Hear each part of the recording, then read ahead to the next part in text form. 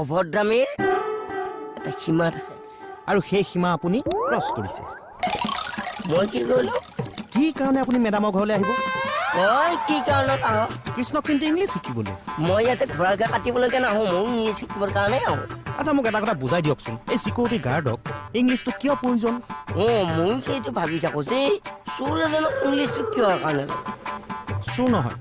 x চোৰ আগত EX লগাই ল'ব ভাল দিন বাৰ এটা চাই নহয় মুচৰি পেলাম নেকি অ'ৰা এক্সে হওক বা জেডে হওক চোৰ সদায় চোৰে 420 কথা বাদ দিয়ক ভাগক ইয়াৰ পৰা ভাগিম কিয় মোক নহয় আপুনি আমাৰ মেডামৰ ঘৰত কিয় সোমাব কি মেডাম